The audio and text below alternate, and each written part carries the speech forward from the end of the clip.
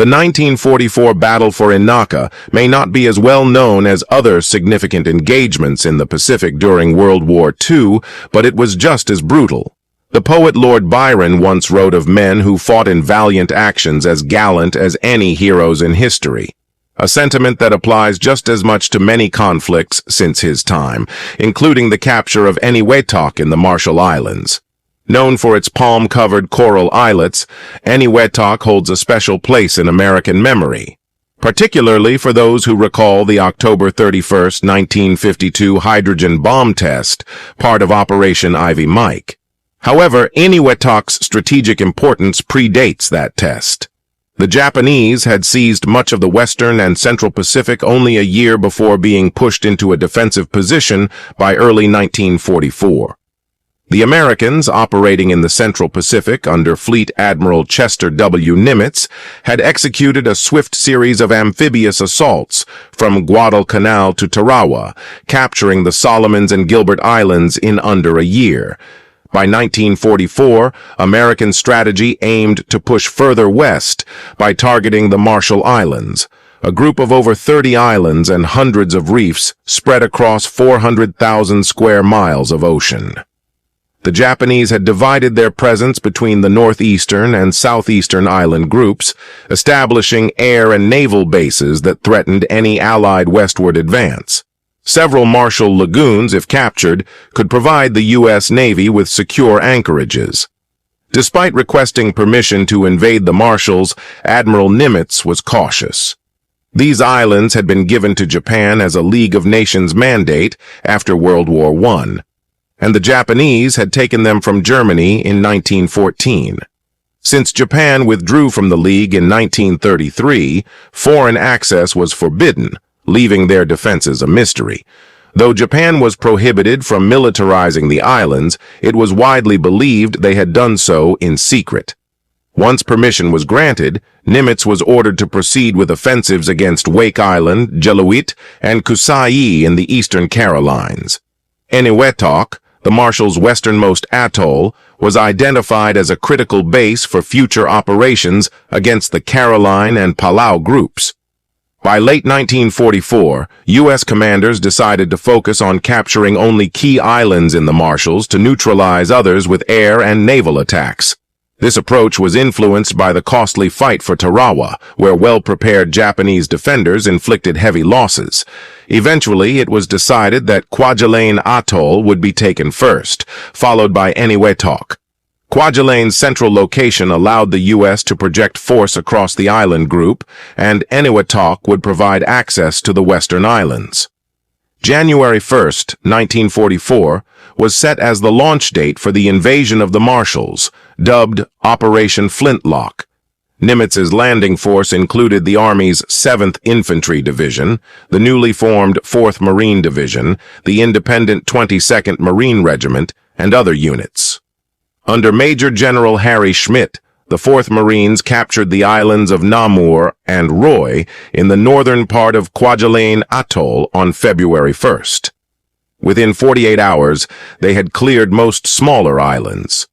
To the south, the 7th Infantry Division under Major General C.H. Corlett took 3 days to secure Kwajalein Island and began clearing its neighboring islets.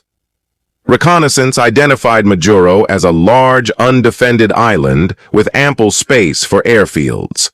It was seized on January 31, 1944, by a combined force of the 2nd Battalion, 106th Infantry, the 1st Marine Defense Battalion, and the 5th Amphibious Corps Reconnaissance Company.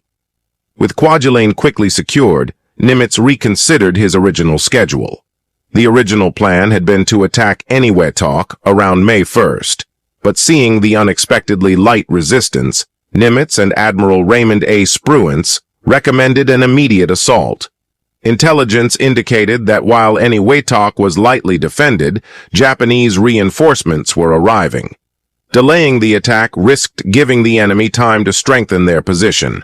Operation Catchpole was the code name for the Eniwetok invasion. The 22nd Marine Regiment and the 106th Infantry Regiment, minus its 2nd Battalion, were available on Majuro. The 106th was part of the 27th Infantry Division, while the Marines operated independently.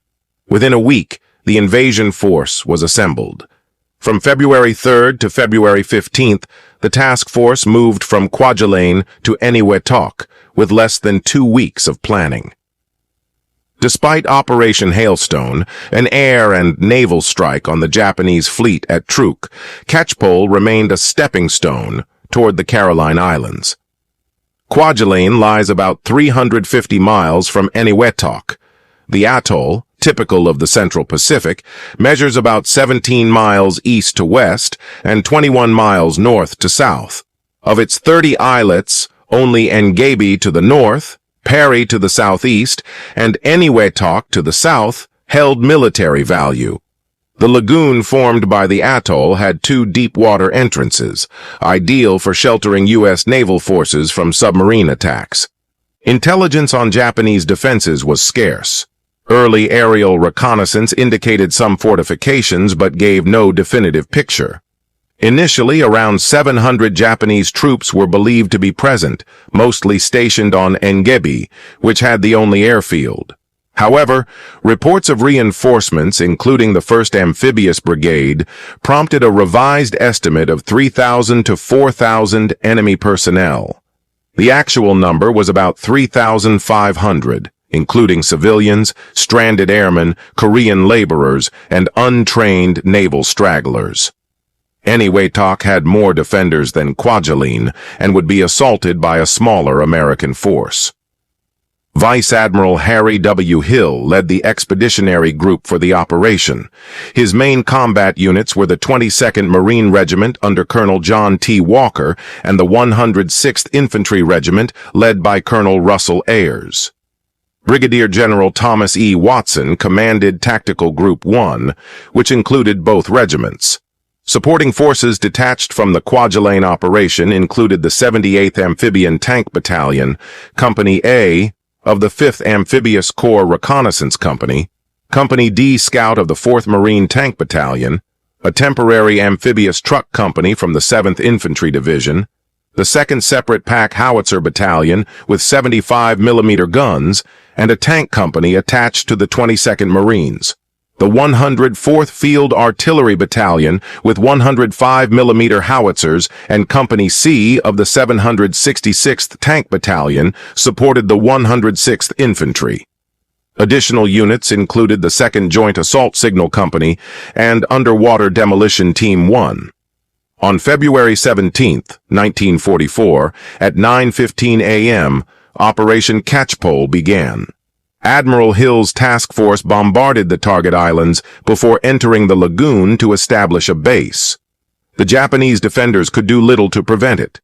A journal from one defender described casualties and their efforts to survive, lamenting how much longer they would have to remain buried in the sand. The first landing was made by Captain James Jones and his reconnaissance company.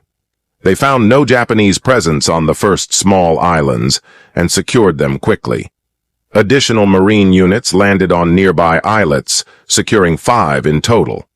Artillery units came ashore behind them and set up in support positions. Meanwhile, Underwater Demolition Team 1 conducted beach reconnaissance under the protection of naval gunfire. They were clear of any mines or obstacles. One of the entrances to the lagoon was eventually secured when the scout company of the 4th Marine Division took control of Xenia, or Bogan Island. The Americans had successfully prevented the Japanese from moving between islands, retaliating or withdrawing by stationing troops on the smaller islands. They also managed to establish bases for auxiliary artillery in preparation for major assaults. Major Claude Scheisler's 3rd Battalion, 22nd Marines, was held in reserve while General Watson directed the 1st Battalion, led by Lieutenant Colonel Walfrid H. Fold, and the 2nd Battalion, under Lieutenant Colonel Don C. Hart, both of the 22nd Marines, to capture Engebi. The operation was supported by the 2nd Separate Tank Company and an Army platoon equipped with 2 105mm self-propelled guns, along with artillery battalions from the Army and Marines. Prior bombardments had already taken a toll on the Japanese defenses on Engebi. According to one of the defenders' diaries, a Navy explosion destroyed an ammunition dump. Later, at 1:01 p.m., the artillery's ammunition depot in the palm forest caught fire and exploded, starting a blaze near the western positions. Richard Wilcox, a Life magazine correspondent, arrived with a group of 22nd Marines in Boat 13 and was immediately met with chaos. As the men hit the beach, they lay flat on the hard coral sand. Among them were already fallen soldiers, their uniforms stained black from battle. One man stood briefly before falling, blood spraying from his chest. A Japanese pillbox, presumed destroyed, came back to life and began spraying machine gun fire. The order came to retreat to the water, the only available cover. Not everyone made it. A young farm boy was struck in the head and killed. The pillbox was eventually destroyed by determined Marines, using grenades rather than artillery or tanks. Despite delays caused by environmental and mechanical factors, the American landings proceeded. With support from armored amphibious vehicles, Lieutenant Colonel Fold's 1st Battalion advanced inland against increasing Japanese resistance. A gap in the Marine line, caused by a delayed landing from Company A, was exploited by a retreating Japanese unit, prompting Fold to halt the attack until tank support could fill the breach. Meanwhile, Hart's 2nd Battalion moved inland rapidly and, backed by tanks and artillery, swept over the airfield. They encountered Japanese light tanks dug in like pillboxes, which were soon destroyed by Marine tanks. The Marines pushed through heavy resistance to reach the far side of the island. In Hart's area, there was minimal resistance when Regimental Commander Colonel Walker landed at 10:30 a.m. The 1st Battalion continued fighting, particularly in the forested areas in front of them. Casualties mounted, and a platoon became separated. To reinforce them, Colonel Walker reassigned a company from Scheisler's 3rd Battalion. Company Y advanced through Company A's position into terrain dense with fallen trees and underbrush, making enemy positions difficult to detect. The Japanese were entrenched in well-camouflaged defenses, complete with sniper nests. Marines learned to detect these bunkers by observing smoke from ventilation and firing holes. A smoke grenade thrown into a central bunker often revealed the layout of the entire defensive complex, allowing riflemen and demolition teams to systematically eliminate each one. Fold's battalion encountered concrete pillboxes at Skunk Point. Two 105mm self-propelled guns from the 106th Infantry's Cannon Company fired around 80 rounds, exhausting their daily ammunition supply, but succeeded in destroying the pillboxes and killing about 30 Japanese defenders. General Watson arrived on shore at 2 p.m. as fighting began to subside. He declared the island secure shortly after, though isolated Japanese fighters continued to hide and raid. The Americans had taken control of Engebi Island. In preparation for the next phase of Operation Catchpole, Scheisler's 3rd Battalion and the 22nd Regiment Tank Company re-embarked. Meanwhile, Company D of the 4th Tank Battalion, along with the V Amphibious Corps Reconnaissance Company, launched 8 landings on surrounding islets. They captured 1 Japanese soldier and suffered 3 casualties. As night fell, General Watson and his staff reviewed the day's operations. Captured documents and intelligence suggested another 1,000 Japanese troops were still on the islands, including a supposed 600-man garrison at Engebi. Watson warned Colonel Ayres that resistance during the next day's attack on Engebi Island might be strong. He reinforced Ayres with Scheisler's 3rd Battalion and the Tank Company as a precaution.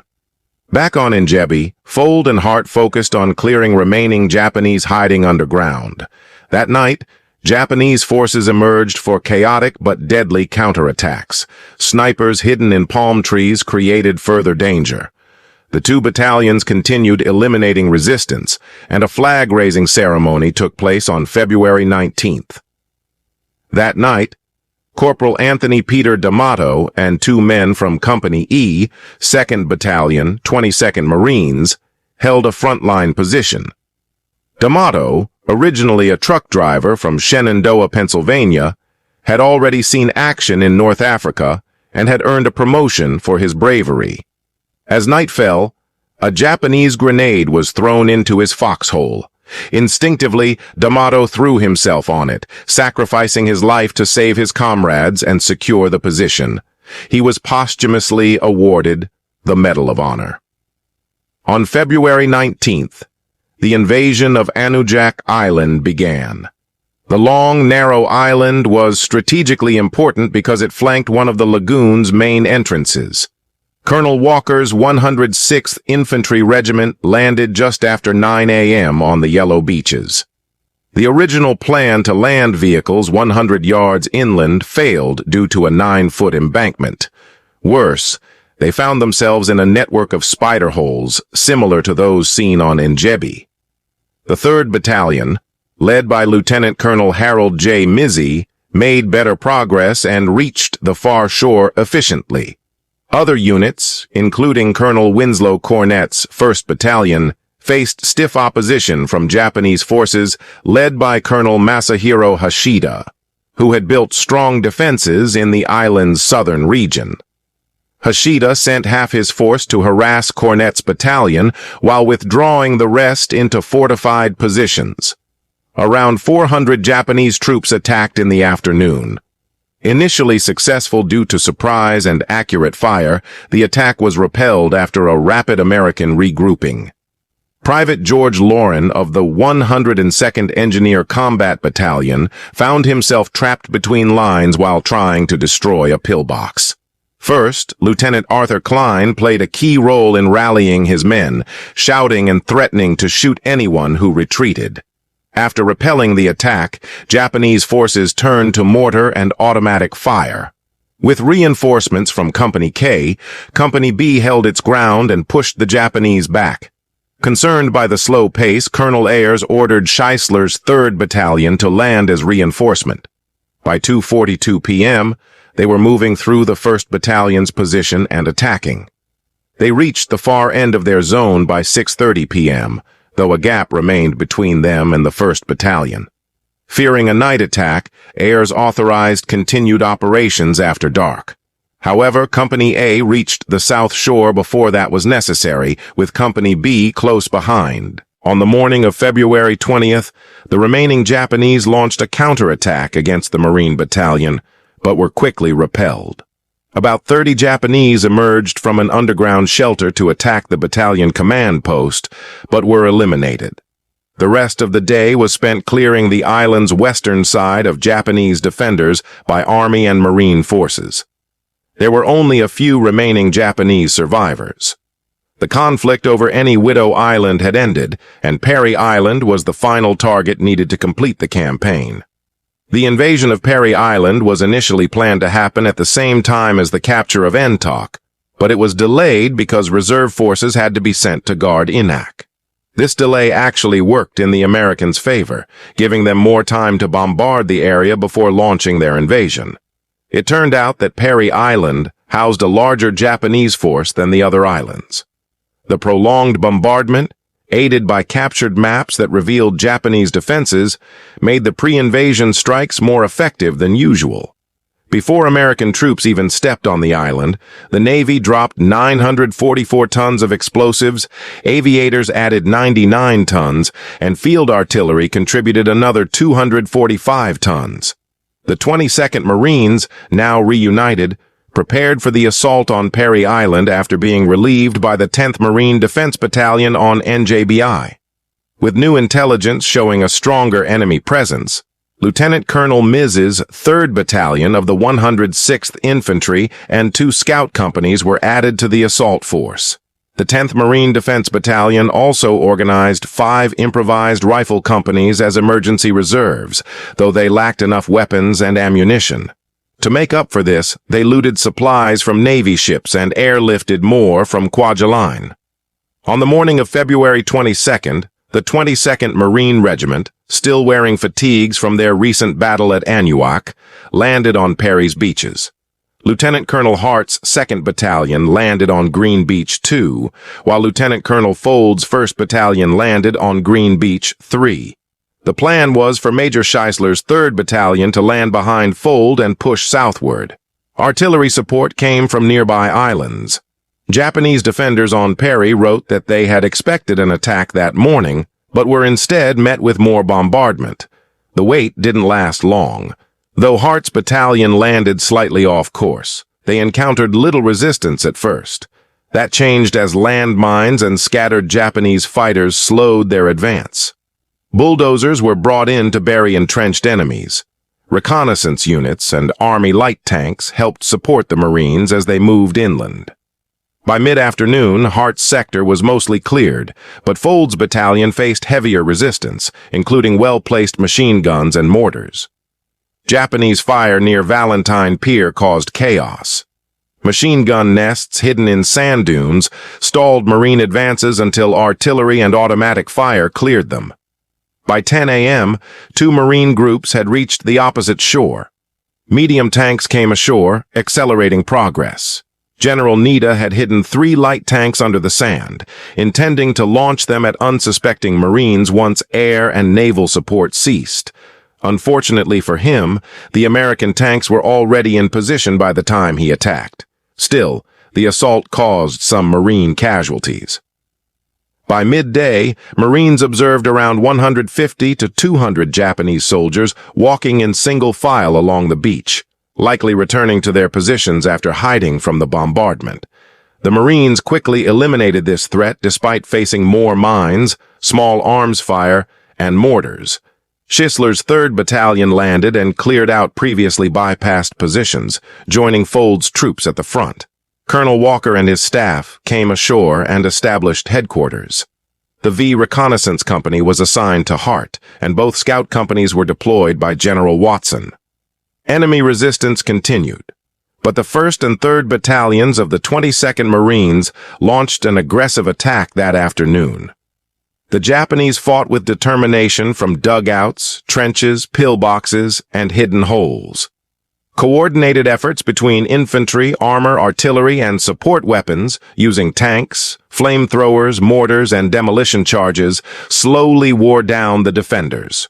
Wounded soldiers were evacuated using armored half-tracks, and supplies were brought in by DUWs. By nightfall, the Marines were 450 yards from the island's end. Fearing friendly fire in the dark, they halted the attack. Colonel Walker declared the island secure at 7:30 p.m., though sporadic resistance persisted the next day. The final pockets of Japanese soldiers were cleared by the 3rd Battalion of the 106th Infantry. Operation Catchpole had concluded. The capture of the Marshall Islands gave the U.S. essential bases for future operations and sped up the push toward Japan. The successful Navy attacks showed that Japan's feared naval power, once seen at Pearl Harbor, had weakened significantly. The Americans no longer needed to launch a second campaign before targeting the Marianas. The victory also confirmed that their amphibious warfare tactics worked, even after earlier setbacks at Tarawa. The Marshall Islands campaign offered additional advantages. Troops would now face larger landmasses like Leyte and Luzon and islands like Iwo Jima rather than tiny atolls. With the Japanese Navy no longer posing a major threat, the U.S. Navy could project power farther without fear of strong retaliation. They were prepared to support operations offshore for however long was necessary. This campaign also introduced tactical innovations. Headquarters ships improved command coordination, landing craft were upgraded with heavier firepower, DUWs brought troops and supplies directly to shore, and artillery was placed on nearby islands to aid assaults. During the capture of Eniwetok, 219 Marines and 94 soldiers were killed, 311 wounded, and 568 Marines along with 38 soldiers were reported missing. An estimated 3,380 Japanese soldiers were killed and 105 captured. In total, the U.S. suffered 1,269 casualties. Airfields were established on Eniwetok and Engebi, and a seaplane base was built on Parry to support future reconnaissance. The atoll developed into a key fleet anchorage and a launch point for future invasions. The 4th Marine Air Base Defense Wing, 7th Army Air Force, and 13th Army Air Force carried out ongoing operations from these bases. After Catchpole, the 22nd Marines helped form the 6th Marine Division and went on to fight in Okinawa and Guam. The 106th Infantry returned to the 27th Infantry Division and fought in Saipan and Okinawa. The V Amphibious Reconnaissance Company and Company D of the 4th Tank Battalion also participated in battles in the Marianas and at Iwo Jima. As the Pacific War dragged on, the bloody but strategic fights for Kwajalein and Eniwetok proved to be crucial stepping stones toward ultimate victory.